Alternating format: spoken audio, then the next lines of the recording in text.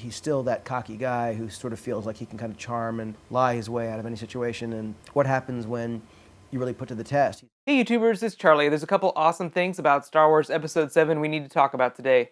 First, there's a working title for the movie. Second, there's some awesome stuff from behind the scenes. And I need to announce the next winner in my Legend of Korra giveaway.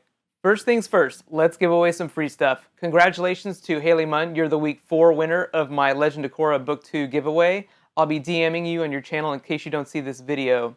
Remember, Book 2 premieres this week, so I'll be doing a video Saturday morning for that first episode. I've already done a review of it, but I'll go ahead and do a recap again, and I'll announce the last 2 winners in that video. That's right, instead of waiting another week, I'm just going to give away 2 DVDs that Saturday. So there's still 2 more chances to win.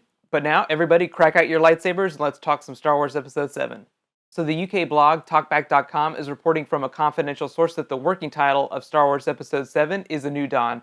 Obviously that being a play on the new trilogy and a nice nod to A New Hope.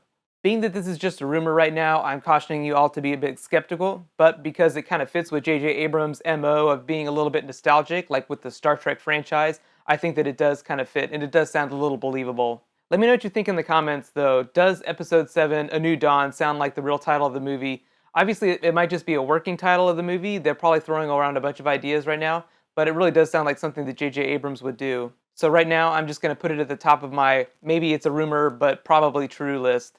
Now on to some cool behind-the-scenes info. So the same site is reporting that they're building a full-scale Millennium Falcon on the set of Pine Tree Studios. That's in UK where they're filming the movie. Obviously, we kind of expected this, and a lot of people involved with the movie have kind of unofficially confirmed that Han Solo, Leia, and Luke are going to be in the movie. And why would Han Solo be in a Star Wars movie if the Millennium Falcon weren't also in a Star Wars movie?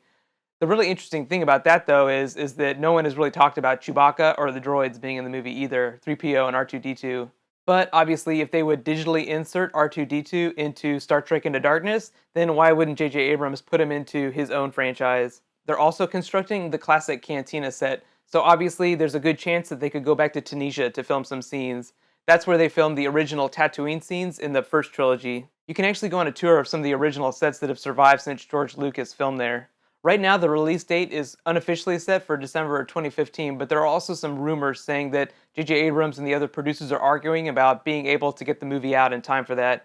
Just to give you an idea, it typically takes a movie of that size about 2 years to complete. And by comparison, Avengers 2 is actually set for a spring 2015 release, and they've already got their main cast and a script done. And on Avengers 2, Joss Whedon actually knew what the story was going to be while he was writing Avengers 1. So obviously a lot of that work was already done, and they're still kind of trying to figure out what this new Star Wars movie is going to be. They don't have any of the main cast members cast, whereas Avengers kind of already knew who the cast was going to be. So if it's taking Avengers 2 that long to complete and they already know all those things, then how much longer is it going to take them to finish Star Wars if they don't know any of those things yet? The really funny thing about shooting really big movies that Chris Hemsworth talked about recently is that most of them actually don't have their scripts finished whenever they're shooting. So actors will oftentimes get changes to scenes while they're filming. So obviously I would expect that they're probably going to start filming the Star Wars movie even before they completely finish the script. They obviously changed a lot of things about Star Trek Into Darkness whenever J.J. Abrams was shooting that too. Let me know what you think about all this news though. If they're building a Millennium Falcon and a Cantina set, what else are they going to bring back from the original trilogy? And are they going to start announcing the main cast soon?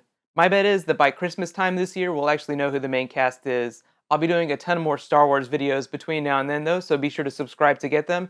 Get really excited, there's going to be all kinds of Star Wars news coming. We're probably even going to find out a little bit about the story too. I'm also posting my next Game of Thrones Season 4 preview tomorrow. That'll be for Dany, so beware of dragons. In the meantime, you can click here to watch all my other Star Wars videos, and you can click here to watch all my Game of Thrones Season 4 previews. Thank you so much for watching. High fives to Haley. Congrats for winning.